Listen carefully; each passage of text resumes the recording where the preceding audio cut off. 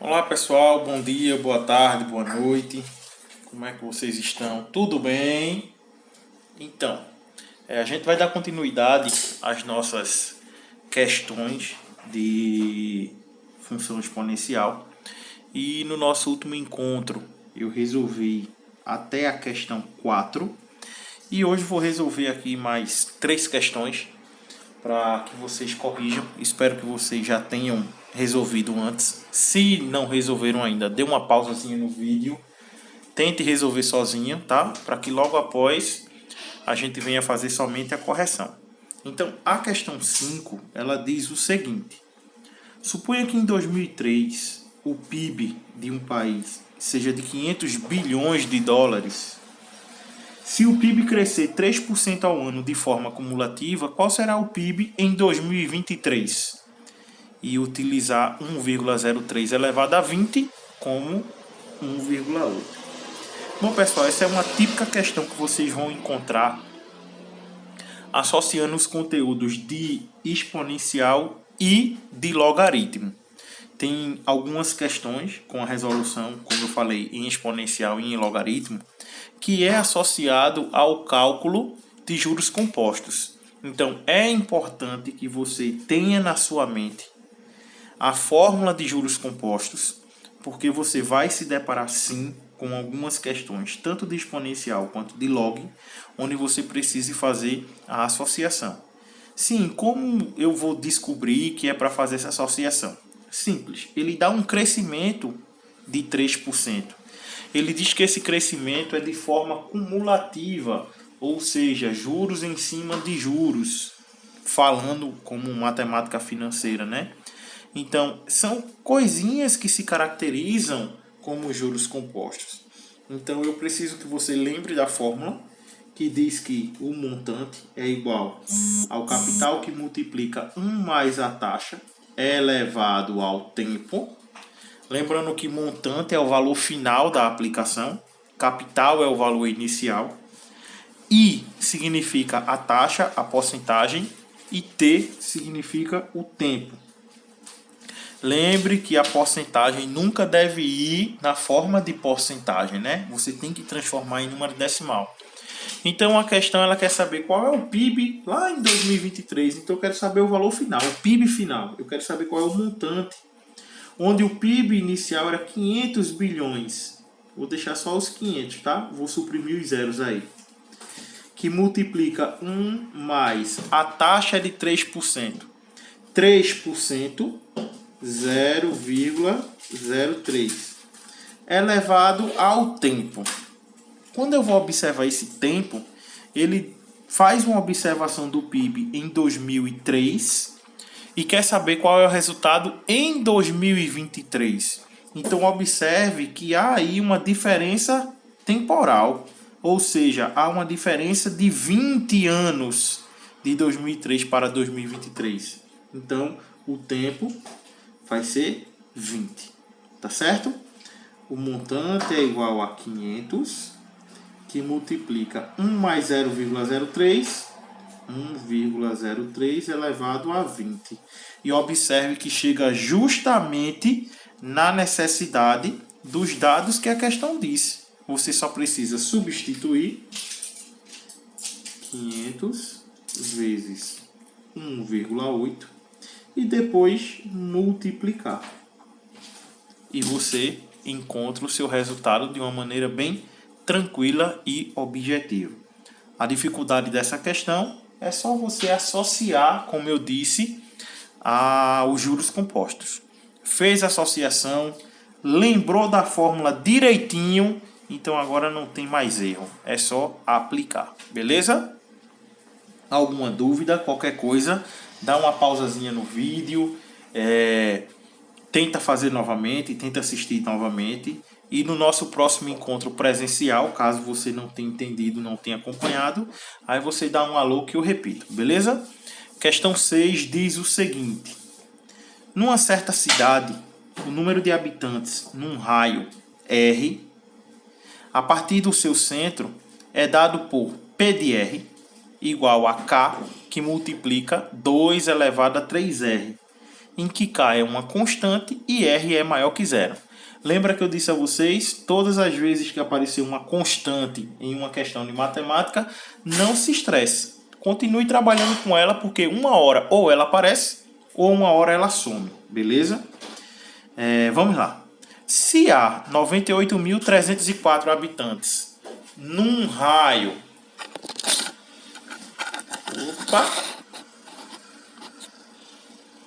Num raio de 5 km do centro, quantos habitantes há num raio de 3 km? Então, a princípio, você vai fazer duas substituições. Quais são? A primeira, você vai pegar a fórmula, né? A população em função do raio. K, que é uma constante, que multiplica 2 elevado a 3R. A primeira informação é a população, 98.304, que é igual a K, que multiplica 2 elevado a 3 vezes o raio, que é de 5 km.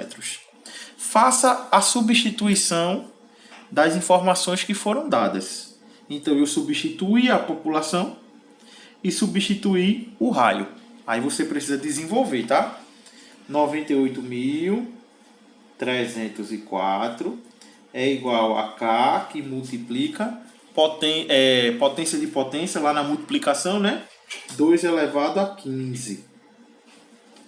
Aí, Edilson, é que vem a questão. Esse K vai ser 98.304 dividido por 2 elevado a 15. Fica a seu critério.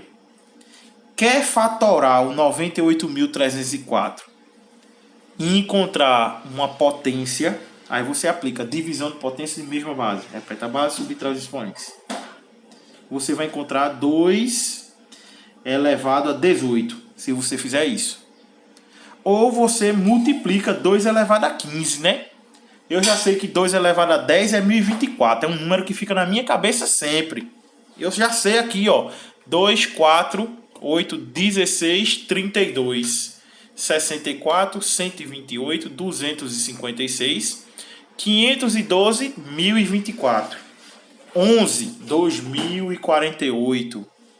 12, 4096. 13, eu não lembro não. Vai dar 8.000 e o estopou badoca aí.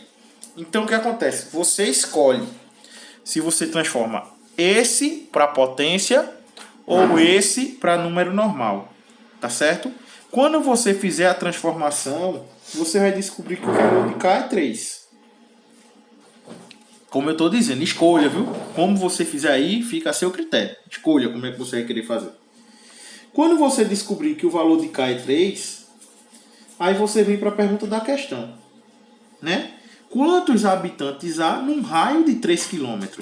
Porque o P, que é a população, vai ser a constante K, que foi quanto? 3, que multiplica 2 elevado a 3 vezes o raio. O raio que está sendo pedido, né? É 3 km. Então, nesse caso, P vai ser 3 que multiplica 2 elevado a 9. P vai ser 3 que multiplica 2 elevado a 9, é 512. Essa população vai ser de 1.536, marcando aí a letra A. Tá certo? Então, pessoal, é uma boa questão de interpretação, onde você só vai fazer as substituições e depois brincar de matemática. Eu vejo muitas questões de exponencial, é muito esse desenvolvimento aqui que vocês estão vendo. Substituir, desenvolver, substituir, desenvolver. Lembrar das regrinhas de potência, lembrar, né, de fatoração aqui e multiplicação. No mais, é tranquilo. Você vai ver que é bem sossegado. Vamos aí para a sétima questão. A questão 7 ela é bem didática, eu gosto bastante dela, onde às vezes você nem precisa montar a fórmula, só na leitura, na substituição você consegue resolver. Diz assim: a Torre de Hanoi é um jogo que tem um objetivo de mover todos os discos de uma haste para outra, utilizando o menor número possível de movimentos, respeitando-se as regras. As regras são: um disco maior não pode ser colocado sobre um disco menor. Pode-se mover um único disco por vez. Um disco deve estar sempre em uma das 3 hastes ou em movimento. Usando a Torre de Hanoi e baseando-se nas regras do jogo, podemos montar uma tabela entre o número X de peças e o número mínimo de movimentos Y. Aí a questão pergunta qual é a relação entre X e Y e dá as opções. Essa questão ela é bem estilo Enem, porque ela traz um monte de informação desnecessária. Ela informa aí qual é as regras para se jogar a Torre de Hanoi, diz como é o movimento, etc e tal, mas na verdade você só precisa de uma pequena observação. Eu quero saber qual das funções, quando eu substituir o valor de X, eu vou ter a relação em Y. O Edilson, mas pode servir só para um e para outro não? Não, tem que servir para todos, tá? Eu vou começar de baixo para cima, porque a resposta é a letra A. Eu já estou adiantando para vocês. Mas só para vocês terem uma noção é o seguinte, ó. Você substituiu o X para ver se corresponde ao Y. 2 vezes 1, 2. 2 menos 4, menos 2. Correspondeu? Não. Então já descarta a letra E. 2 vezes 1, 2. 2 menos 1, 1. Eita, correspondeu. Mas vamos ver na outra aqui, na outra linha. 2 vezes 2, 4. 4 menos 1, 3. Eita porra, deu certo. Mas tem as outras. 2 vezes 3, 6. 6 menos 1, 7. Ai, deu certinho, hein? Vamos agora para a última. 2 vezes 4, 8. 8 menos 1, 7. Eita, deu. Ah, não, já deu errado aqui, pessoal. Desculpa aí. 2 vezes 3, 6. 6 menos 1, 5. Aqui, ó, deu errado. Era para ter dado 7. Então a letra D já não pode. Aqui, fazendo a substituição. 2 elevado a 1, 2. Já não pode. Aqui, fazendo a substituição. 2 elevado a 1 menos 1. Então, 2 elevado a 0 é 1. Tá certo. Agora vamos para cá. 2 elevado a 2 menos 1. 2 menos 1 é 1. Então, 2 elevado a 1 é 2. E aqui deu 3. E para finalizar, como eu disse, né? A resposta certa era a letra A. É a única que você vai fazer a substituição e vai dar certo em todos. Então, você tem 2 elevado a 1, 2 menos 1, 1. 2 ao quadrado, 4 menos 1, 3. 2 ao cubo, 8 menos 1, 7.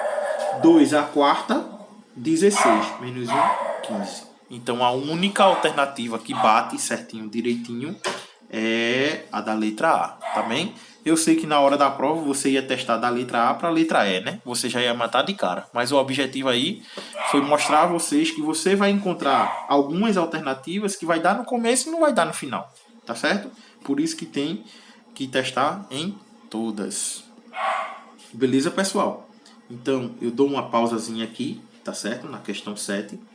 E deixo para que no nosso próximo encontro a gente resolva a questão 8, a questão 9 e essa primeira questão aqui, que é uma questão de reconhecimento gráfico, que é a primeira questão do outro bloco. Beleza? Então, tchau para vocês. Foi um prazer poder ajudar e qualquer coisa a gente se fala. Valeu, até mais.